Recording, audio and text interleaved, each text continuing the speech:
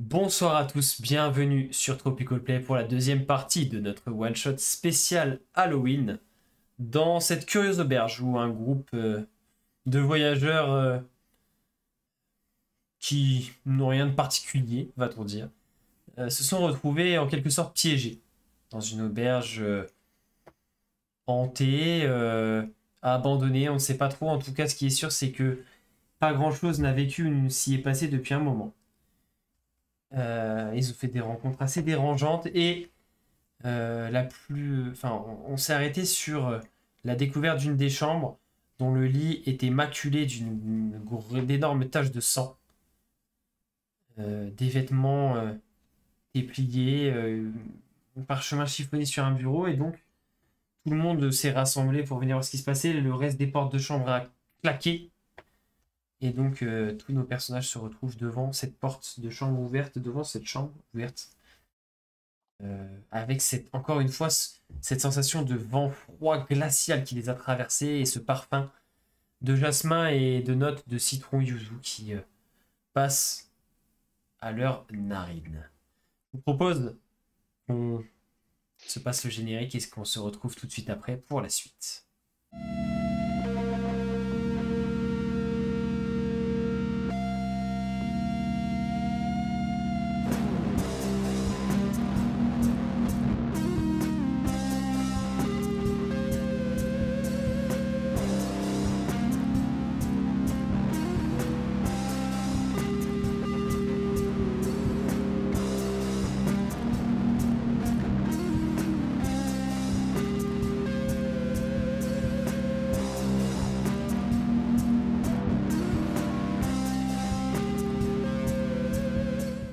Et donc, on reprend alors que il s'était passé justement ce coup de froid et ces claquements de porte. Vous êtes devant cette porte de chambre. Que faites-vous? Je me mets à hurler. Qui est là? Montrez-vous! Aucune réponse. Moi, je vais essayer tout de suite de retourner dans ma chambre parce que je me les pèle. Tu vas pouvoir sans problème rouvrir ta porte, retrouver ta chambre comme tu l'as laissée quelques secondes auparavant. Bon, maintenant qu'on est là, montre-nous ce que tu voulais. C'est dans la chambre, là. Regardez le lit.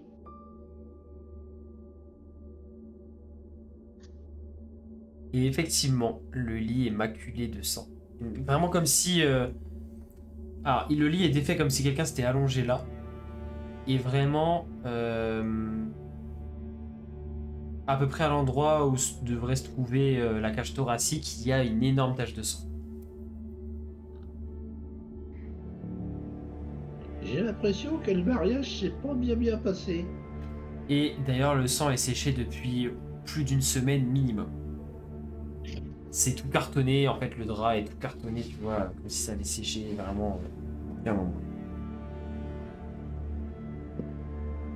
Du coup, qui est rentré dans la chambre, là? Tout le monde? Tout le monde est rentré? Non.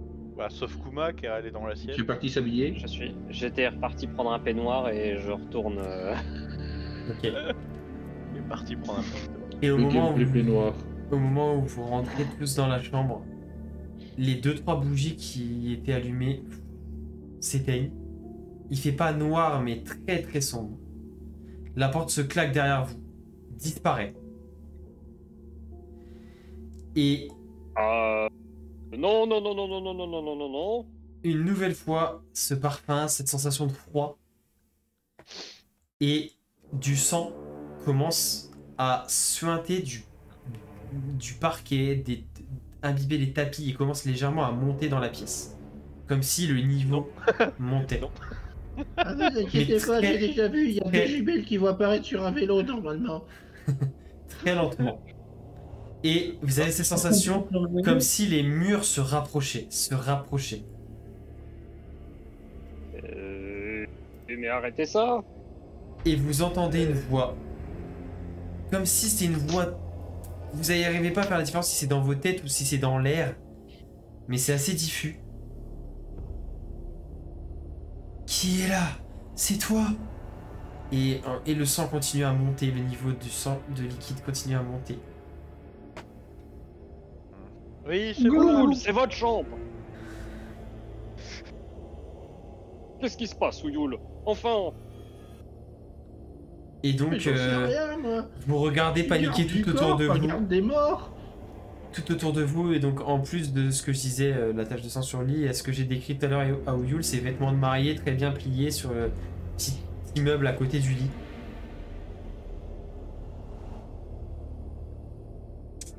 Que faites-vous? Alors que le niveau... Ah, pour l'instant, il y a une dizaine de centimètres de hauteur de liquide, vous avez juste les pieds qui trempent dedans, et les murs qui se rapprochent doucement mais sûrement. Donc pour Ça va être l'instant... difficile de ravoir c'est- notre unique. C'est perceptible, mais c'est pour l'instant assez léger, mais ça ne s'arrête pas, ça se réduit, ça se réduit, ça se réduit comme ça, et vous estimez que d'ici quelques minutes, vous allez être complètement écrasé si ça s'arrête pas. C'est quoi, c'est le jeu de chat perché? Faut monter sur un meuble, c'est ça? Faut éviter de voir les pieds dans l'eau? Enfin, dans le...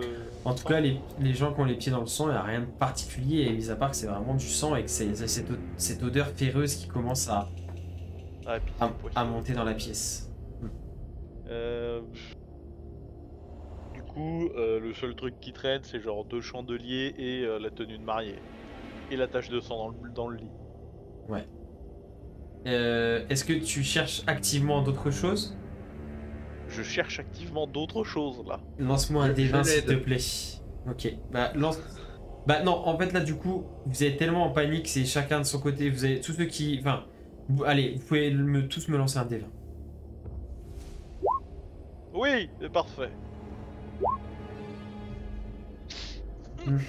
Intéressant. C'est pas un jet important. Eh, je tiens quand même à dire, il y a... Sur tous les chèques qu'on a fait, il y en a un au-dessus de 10. Hein. Ah bah j'ai- c'est Halloween ou quoi? Ah, les dés, ils sont truqués.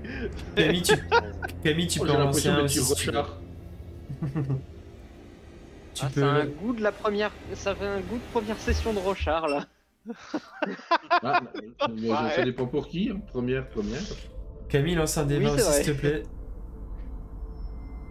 Un des Pour voir 20. Ouais, Oui. pour voir ce que toi tu peux arriver à trouver. Alors Parce que attendez, pour c'est l'instant, il y a que que- je vais le lancer, il va arriver demain. C'est pas grave, lance-le toujours. Ah, ok. Non. En effet, il y a personne qui a réussi à faire au-dessus de 10 à part. Alors. À part toi, Flo, il y a deux Quoi heures.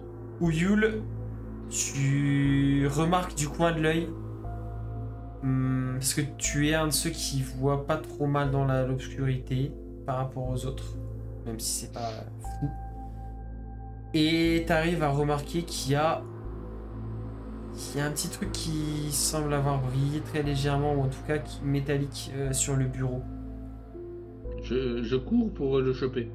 Pour voir ce que c'est l'attraper. Jegao, tu vois Ouyoul faire ça, du coup ton regard est attiré et toi tu reconnais du coup ce qui semble être l'autre moitié du pendentif que tu as récupéré. Je m'approche très rapidement et s'il l'a pas déjà saisi, je le chope. Ok, alors que les murs continuent de se rapprocher, le sang monte, le niveau du sang monte, il arrive maintenant jusqu'à vos genoux. Le pendentif, celui que tu avais déjà, devient très froid. Et tu récupères l'autre qui est à peu près identique, mais c'est la deuxième partie en fait. Et il y a la même chose de gravé dessus, mais c'est juste la deuxième moitié du cœur. Moi, je la vois du coup choper et tout. Bah, en fait, tu la vois arriver. Je enfin, le vois. Tu le vois, oui, tu le. Oui, je le. Tu vois Jegao, du Excuse-moi, coup, qui se c'est précipite. de tes trompeurs. Il se précipite à ta suite en fait en ayant vu ce que toi t'as vu aussi. Et tu remarques que Jegao sort un pendentif qui est identique du coup à ce que tu vois maintenant. Enfin, qui est identique, qui est du coup la deuxième moitié mais qui ressemble fortement. Je peux les rassembler, telle la clé des mystérieuses cités d'or. Et bah en fait, Non. alors que les murs continuent de se rapprocher, le sang continue de monter, tout le monde commence à paniquer, Jegao assemble les deux moitiés de pendentif, ils deviennent glacés, se givrent légèrement, Et ils vont pas fusionner, mais tu vois que du coup ça s'imbrique parfaitement. Et vous entendez tous la même voix que vous avez entendue juste avant. Et au moment où la voix commence à retentir, les murs s'arrêtent de se rapprocher, le sang redescend. Petit à petit, avant de redisparaître à travers le parquet à vos pieds. Mon amour, c'est toi? Yoko? Tu reviens tenir ta promesse? Et la voix vraiment lointaine et froide qui résonne comme ça. C'est une voix féminine? Ouais. Oui, désolé. Non, mais savoir si on entendait la voix de là ou le marié, quoi, du coup. Une voix féminine, ouais. Ok. Du coup, avec toujours les pendentifs dans les mains, je suis là en mode, je tente. Oui, c'est moi. Et il y a un miroir dans la pièce. Un petit miroir, tu sais, au-dessus du bureau. Et furtivement, il n'y a que Jegao qui voit ça. Tu vois une silhouette voilée, blanche. Et tu vois furtivement ça apparaître dans le miroir face à toi, comme si c'était une femme avec la coiffe de mariée et tout. Mais vraiment très furtivement, donc t'as pas trop le temps de voir le visage et tout. Tu vois juste que les yeux sont rouges brillants et la vision disparaît. T'as un coup de froid qui te saisit. Et d'un coup, t'as mal partout. Et vous entendez tous, cette fois-ci dans la pièce. Tu mens! Et Mets le costume, habille-toi comme lui. tous les murs reprennent leur place. D'un coup, la porte réapparaît. Se rouvre en claquant. Et encore une fois, une bourrasque glacée qui vous saisit tous. Et tout redevient calme. Je redescends au pas de course. Voir si la porte est réapparue. Tout pareil. Non. Le rez-de-chaussée J'ai est fait un pareil pour absolument identique à ce que vous avez quitté, avec le gars qui est assis, prostré, avec son parchemin dans les mains. Le feu de cheminée qui diminue doucement. Dans la chambre de la mariée, il y avait une robe. Oui.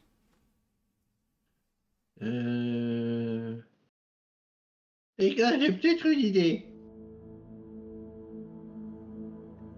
Ah, Des persos. espérons qu'elle soit qu'il- bonne. Bonne, je sais pas. Mais je pense qu'il faudrait qu'il y ait quelqu'un qui s'habille en marié et l'autre en marié et Et vous allez me dire après qu'il va falloir que quelqu'un se déguise en prêtre, c'est ça? Non, c'est bon, Ah, alors un peu je de pense- galérer à retirer le Tortue, costume. elle peut le faire, ça c'est pas un souci. Je connais Bon, qu'un moi, Chérou, c'est bien- bon, ça peut le faire. Je veux bien me dévouer pour essayer cette technique. Alors, au vu de ton déguisement actuel, tu prends quoi? T'as le Je suis choix. non, pas mal, mais je suis un peu perdu du coup. Mais arrêtez un peu de sérieux là, de R.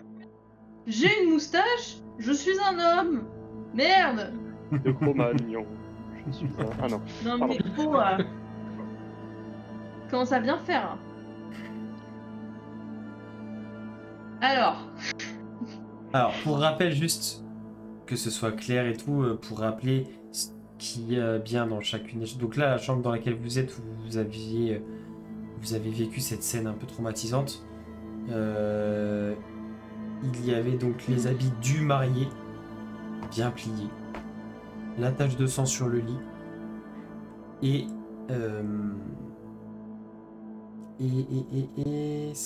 le médaillon, l'autre moitié. Dans la chambre de Kuma, si je dis pas de bêtises, c'est là, hein, c'est dans la chambre de Kuma qu'il y avait du coup le petit coffret avec les alliances, le parchemin avec le début de vœux, semble-t-il, et une lettre J commençait à tracer en espèce d'encre qui vire en rouge. et la tenue de prêtre. Et dans la chambre que Ouyoul a rapidement ouvert, il y avait la robe de mariée, mais t'as pas beaucoup regardé. Enfin, et si t'as vu qu'il y avait quand même un parchemin, une lettre chiffonnée sur le bureau, mais t'avais pas regardé plus que ça. Oui. Voilà. C'est juste pour que vous ayez tous les éléments comme ça. Là, vous pouvez vraiment décider ce que vous voulez faire. Du coup, bah, je vais aller dans la chambre de la mariée, je vais aller chercher la robe pour la donner à Tricara. Et je vais du coup lire justement le petit parchemin. Alors, déjà, tu rentres dans la chambre. Tu avances, la porte reste ouverte derrière toi. Et tu te rends compte que tu avais regardé un peu rapidement. Il n'y avait pas de fenêtre et tout, et tu avais vu cette robe de mariée comme si elle était suspendue, tu sais, comme à un cintre ou un truc comme ça. Mais tu te rends compte qu'en fait, elle flotte dans les airs et qu'il n'y a rien qui la tient. Pas de fil, pas de cintre, rien. J'ai encore un truc bizarre. Qu'est-ce que tu fais du coup vis-à-vis de la robe déjà? Mais ça serait plus simple à enfiler.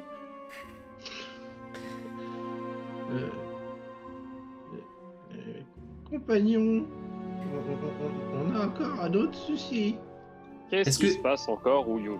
Est-ce que tu regardes le parchemin qui est froissé ou tu t'occupes enfin tu restes sur la robe? Je vais me rapprocher du parchemin gentiment, mais tu sais, je garde un œil sur la robe, tu vois. Ok. Bon, elle bouge pas la robe, hein. Elle est suspendue dans les airs, elle flotte très très légèrement, mais elle est immobile. Oui, mais ça me paraît pas plus logique pour autant. Ah non, c'est pas logique du tout. Et en fait, le parchemin est vraiment chiffonné, comme si quelqu'un, tu sais, de colère ou de rage l'avait mis en boule et à moitié balancé sur le bureau. Et donc, si tu le déplies, c'est un petit message qui est écrit à la main, à l'encre noire, cette fois-ci classique.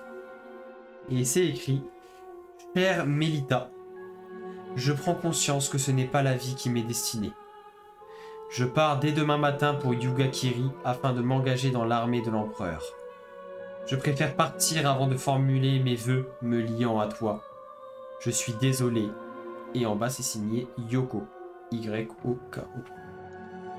D'accord.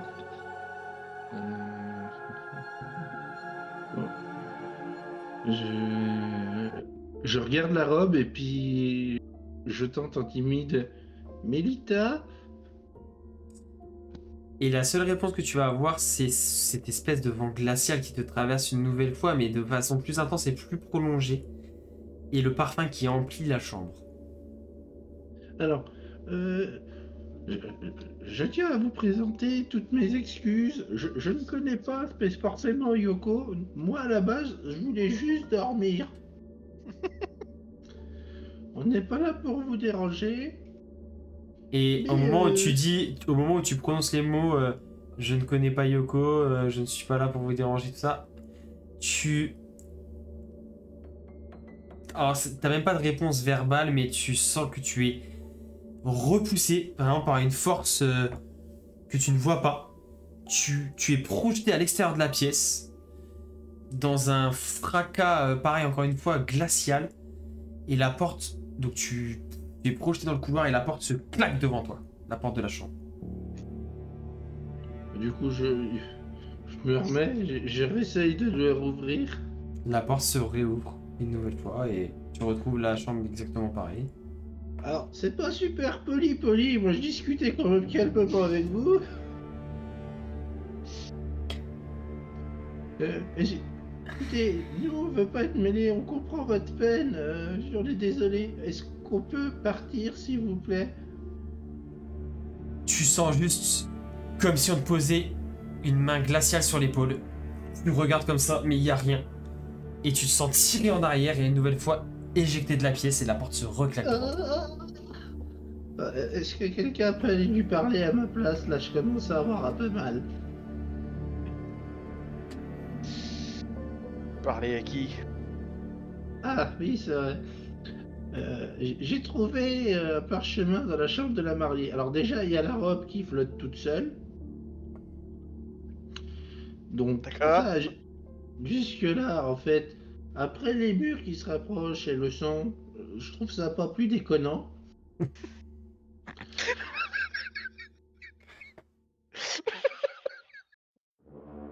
le souci, c'est que j'ai trouvé en fait le prénom de la mariée. Elle s'appelle. Je vais tracer avec un peu de sang sur le mur. Faut pas prononcer, ça pue un peu quand on l'appelle. Et- J'ai écrit son nom sur le mur. Ok. Et apparemment, en fait, madame est pas très très contente parce que le marié, en fait, c'est pas marié. Et il a préféré se barrer et s'engager dans l'armée. Eh mais on y est pour rien, nous. Ah ben, je suis d'accord, j'ai tenté de... Tu peux essayer d'aller lui dire. Tu vas voir, tu vas te déplacer très vite. Attends, bouge pas, j'ai une idée. Du coup, moi je retourne au feu, à l'âtre. Ouais. Je mets une ou deux chaises dans le feu histoire de le raviver un peu. Ok. Je prends un barreau de chaise bien enflammé avec vraiment la bonne dose de sang, enfin de charbon incandescent au bout et je retourne voir la robe de mariée. Vous croyez que son acuité visuelle est basée sur le mouvement? Non. Non, mais c'est comme pendant les épidémies. Tu brûles tout et c'est toujours mieux.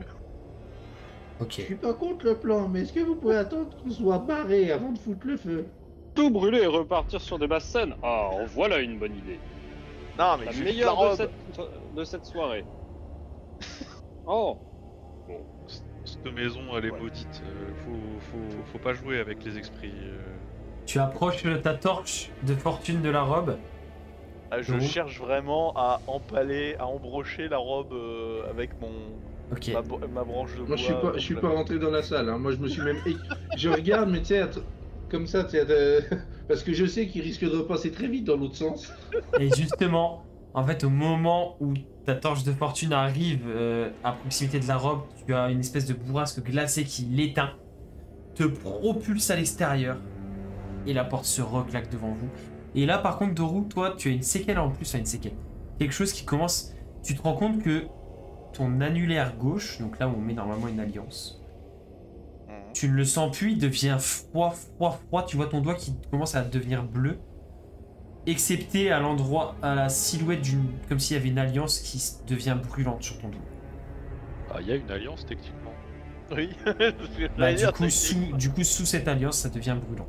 C'est pas ton alliance à toi en elle-même qui devient brûlante, mais en dessous, en fait, sur ta peau, l'emplacement de l'alliance te brûle et le reste de ton doigt devient froid comme si tu étais en train de le perdre, quoi. Tu vois, comme si tu avais des gelures. Il est vraiment. Tu as obligé de continuer mes espace-temps. Genre le doigt est vraiment. Mauvaise licence. bleu. Ça commence, en fait. Tu sens tu sens les symptômes, quoi. Et ça commence à devenir bleu, tu sens très froid. Tu commences à plus trop sentir quand tu touches. Et ça s'aggrave petit à petit. J'essaye de retirer l'alliance d'un coup. Ton alliance à toi sortir sans problème. Et ça change rien à ce qu'il y a en dessous. En fait, tu vois qu'il y a juste à cet endroit-là, comme si ça faisait la forme d'une alliance sur ton doigt qui commence à devenir bleu, mais qui là est chaud et c'est le seul endroit de ton doigt qui reste sensible en fait et en bon état. Bon, qu'est-ce qu'on a trouvé de ce couple de mariés malencontreux? Eh ben, on a le costume du marié, la robe qui flotte. Leur histoire, le marié, Yoko, la robe de prêtre avec deux alliances dans ma chambre. s'est barré. Vous savez quoi, moi, mon célibat me convient très bien. T'es sûr que tu veux pas te marier? Non, non. Je te le déconseille, gamin. Bientôt fini. Ah, je vois ça, vous semblez être un couple qui respire l'amour. Bon, bah, je suppose qu'il reste que moi comme prétendant. Ah, c'est-à-dire que vu le nombre de vacheries que ma femme m'envoie déjà de base, si en plus, sous ses yeux, je me marie à un fantôme, ça va peut-être pas arranger. Ça dépend. Vous étiez marié sous le régime de la communauté des biens? Pas comme ça, allez. On n'a jamais défini si c'était interdit ou pas la polygamie dans Ryan. Hein. À l'époque, c'est peut-être plus question de droit de cuissage, tout ça. Hein. Oh, bah, vu la gueule du shogun, t'inquiète pas qu'il a le temps d'arriver. Il est bien vissé sur sa Ouais. chaise, le shogun. Du coup, c'est moi qui vais devoir jouer le marié. Bah, Kuma peut aussi jouer le marié. Moi, je ne me marie pas. Je peux éventuellement célébrer le mariage, mais C'est vrai, vous êtes Oh mariés non. aux affaires. Oui, mais quelqu'un qui me comprend. donc, en gros, Que faites-vous? Vous voulez, si j'ai bien compris le plan, j'extrapole. Mais en gros, C'est vous qui, voulez Paul qu'on fasse une cérémonie, une Ça doit être cérémonie quelqu'un de d'extra. mariage avec un fantôme, Hum. sans savoir ce que ça peut faire. Bah, c'est soit ça, soit foutre le feu à la baraque. Donc, t'as une meilleure idée Alors, Bah, foutre le feu à la baraque, comme je vous ai dit, ça me dérange pas, mais après qu'on soit sorti. oui, le problème, je c'est peux me qu'on peut pas permettre. sortir de là. Si je peux me permettre. Dans une ancienne vie, je m'appelais Melissa Gordon. Et généralement, les fantômes, quand ils restent dans des lieux comme ça, c'est qu'ils ont une histoire pas terminée. Et il faut les aider à la terminer pour qu'ils passent de l'autre côté du voile. Melinda Gordon, pardon. Je l'appelais Melissa, la pauvre. Bon. Bah, Kuma, allez vous habiller en prêtre. Oui, bah j'espère que la tenue me va. Hein. Oh, ça va craquer, mais ça ira. Toujours en pied On est noir. plus à ce près. J'ai connu ça. Elle est un peu serrée à la poitrine. Alors, Non, du mais coup, si- j'ai essayé de si passer les- cette foutue tenue. Ouais, S'il tu vas est y toujours arriver, en mais ça péno. te sert. Oui, c'est vrai que ça passe. En fait, tu vas pouvoir l'empiler, mais du coup, tu vas pas pouvoir la nouer sur l'avant. Elle va rester un peu en mode ouverte, la veste. Et le bas va serrer un petit peu, mais tu peux l'enfiler. Faudra pas faire de grand écart, quoi.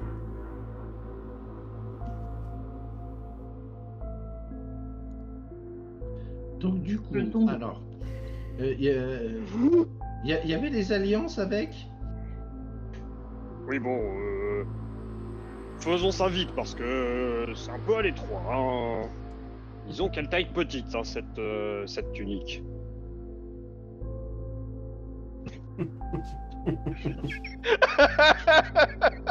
Si le marié veut bien se donner la peine de s'habiller, en attendant qu'il y en ait un qui s'oxygène. Je fais ça, je m'habille. Tu mets les vêtements du marié qui était dans la chambre où il y avait tout le sang et tout. Tout à fait. Et en fait, au moment où tu enfiles les vêtements du marié, Jegao, Doru, ton doigt revient à la normale. Et Jegao, c'est toi qui commence à avoir ces symptômes. Ton annulaire gauche commence à devenir froid. Tu ne le sens plus trop. Tu sais, ça brûle comme une engelure, enfin une gelure là. Quand il fait extrêmement froid. T'as juste l'espèce de marque de l'alliance qui est rougeoyante et qui te brûle. Et le reste du doigt, tu le sens plus en fait. T'es comme si t'étais en train de le perdre, comme si, tu vois, t'étais resté dans du grand froid pendant longtemps. Et si je mets l'alliance, Oui. qu'est-ce que ça change? Tu mets l'alliance du... qui avait dans une des deux alliances qu'il y avait dans le coffret. Ça change pas grand chose à part que l'alliance se met à te brûler. Mais vraiment te brûler. Et tu entends de nouveau la voix. Yoko, c'est toi? Tu es venu reformuler tes vœux. Et la voix résonne un peu comme ça en fond. Comment elle s'appelle la mariée? Mélita. Mélita. Quelqu'un a la liste des vœux à reformuler. Eh bien, la liste n'avait pas été complétée, il y avait juste mes vœux. Et c'est tout. Il y avait juste un Je J, jure de la lettre tuer J qui avait été... Ouais, la lettre J la qui avait été santé commencée à dans la tracer. vie. Ce qui est étrange, c'est que sur le parchemin, donc bien en haut, c'est écrit mes vœux 2 points à l'encre noire, comme je disais tout à l'heure. Et il y a un J qui est commencé à être tracé comme si on avait commencé à écrire la suite. Mais l'encre se transforme en encre rouge et s'arrête. Comme si on avait précipitamment levé la plume.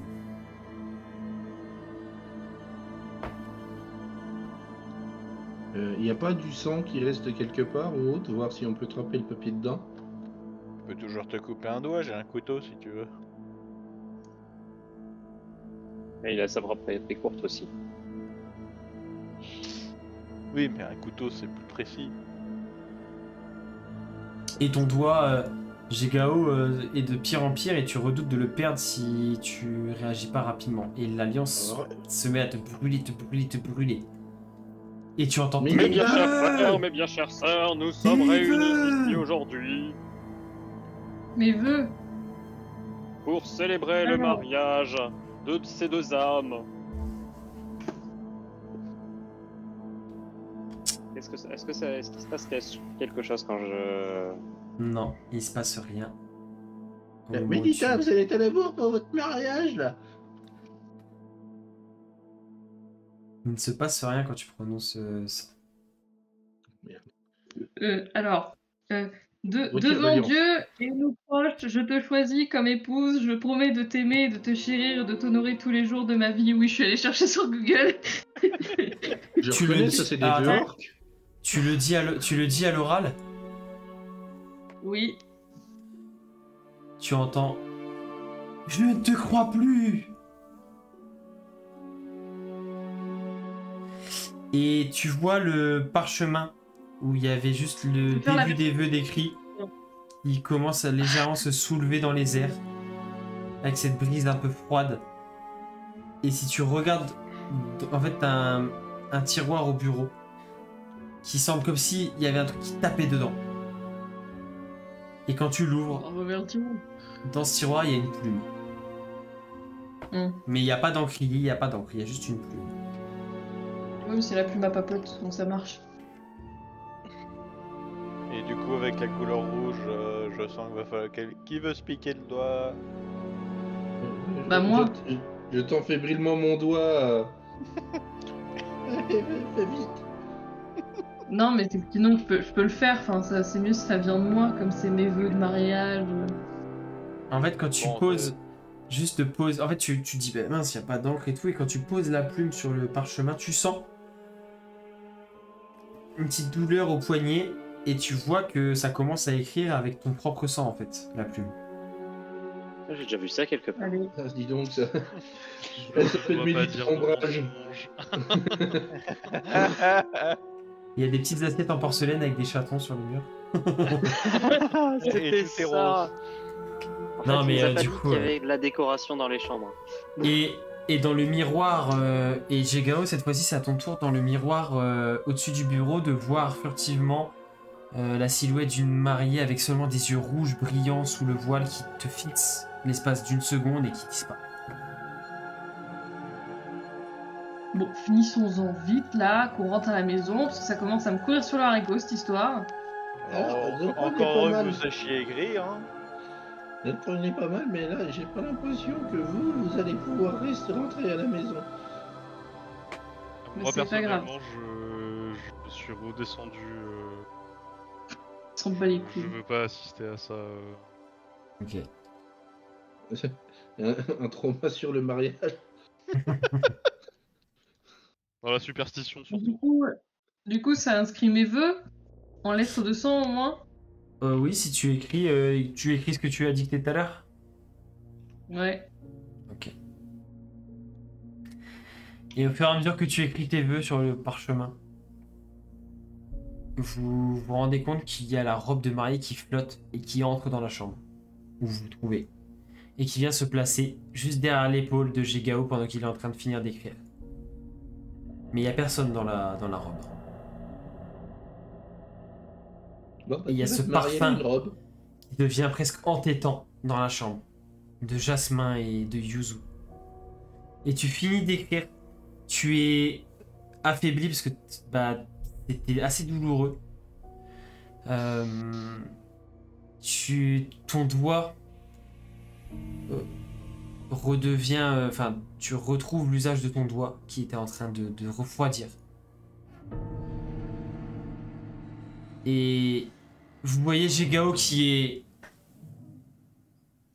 En fait, qui est contre son gré soulevé de la chaise sur laquelle il s'était assis pour écrire ses vœux. Vous voyez qui a le coffret avec l'autre alliance. Ok, tu vois l'alliance qui te... Tu vois Kuma, l'alliance qui vibre légèrement.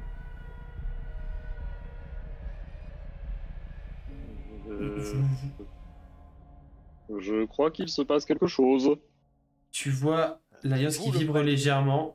Donc la robe de mariée qui lévite au milieu de la chambre. Jegao qui commence à léviter lui aussi, les pieds à une vingtaine de centimètres au-dessus du sol, qui se...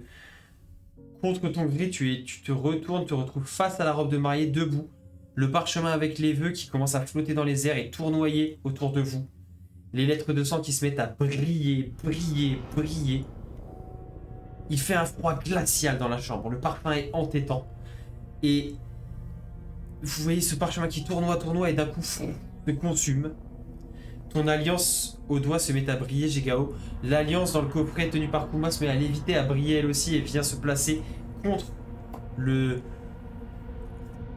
ce qui aurait pu être le torse de la mariée, de la robe de mariée. Et vous entendez dans la pièce les paroles résonner. Yoko, tu es revenu. Prononçons maintenant nos vœux. Je veux que tu dises oui cette fois-ci. Libère-nous. Et tu vois la robe qui se tourne vers Kuma. Prononcez les paroles, prêtre. Oui, bien sûr. Je veux vous dire, mariée femme, allez, venez. Si tu veux, j'ai des prières d'exorcisme sous les yeux. Yoko, vous engagez-vous à prendre pour épouse Mélita? Oui. Et vous consentez-vous à prendre pour époux Yoko, ici présent? Et vous entendez résonner dans la pièce. Oui, je le veux. Eh bien, dans ce cas, je vous déclare unis par les liens sacrés du mariage. Puissiez-vous être heureux? Et Je veux embrasser la mariée. alors que tu prononces ces mots, vous voyez la robe qui... en fait, comme s'il y avait un coup de vent. Non, comme s'il y avait un coup de vent et qu'elle vient se plaquer contre toi, Jegao. Comme si le vent la plaquait contre toi. La robe ensuite tombe au sol. Tu es reposé toi aussi au sol. L'alliance, elle aussi, se consume, part en cendres. La deuxième alliance également, avant de tomber au sol, finit de se consumer en cendres. Une fenêtre réapparaît magiquement dans le mur. S'ouvre. Un froid encore plus glacial parcourt la chambre et comme s'il sortait par la fenêtre. Et la robe part par la fenêtre. Tout redevient calme. La seule chose que vous remarquez, c'est que Jegao semble avoir pris 10 ou 20 ans. Des rides se sont formées un peu sur son visage. Le teint est un peu cireux. Vous vous sentez tous d'un coup très fatigués. Et vous tombez de sommeil à même le sol dans la chambre. Vous êtes... C'était la nuit de noces. Aussi en bas ou pas? Oui, toi aussi en bas. Alors que tu as vu réapparaître des fenêtres à la grande salle, tu comprends pas trop ce qui se passe. Tu te retournes vers le gars. Il reprend des couleurs et commence à avoir un visage à peu près normal et se demande où il est. Et tu tombes de sommeil aussi, par terre à même le sol. Vous vous réveillez le lendemain, avec les rayons du soleil qui traversent les fenêtres. Takara, tu te lèves en première. Le monsieur n'est plus là, sûrement parti dormir ailleurs. Une porte est réapparue dans le hall. Et quand tu montes à l'étage, tu retrouves tout le monde qui commence à se réveiller sur le sol de la chambre difficilement. Jegao, tu te réveilles et tu le sens hein, que ta peau est pas comme avant. T'as ressenti un truc, tu te sens un peu faible. Tu vas te regarder dans le miroir et effectivement, de 25 ans d'apparence, t'es passé à une quarantaine d'années. des très légères rides qui commencent à apparaître, des cheveux un peu grisonnants. Et Pas la bière. au moment où tu te regardes dans le miroir, pareil, l'espace d'une seconde, tu vois le visage d'une très belle jeune femme. Avec des petites taches de rousseur, des yeux noisettes, avec un voile de mariée qui te regarde. Un sourire aux lèvres et qui disparaît, mais lentement, tu sais, comme si elle partait en fumée. Et tu entends juste merci. Et les autres se réveillent petit à petit. Les autres, tout va bien pour vous. La pluie dehors s'est arrêtée. Y'a que moi qui ai pris 20 balais. C'est injuste, j'ai trouvé tout le monde. Et la preuve, t'as pas eu le temps de te faire la barbe et la moustache. Et vous entendez les petits oiseaux qui commencent à chanter à travers la fenêtre ouverte. Et c'est là-dessus que vous sortez vivant de ce one-shot.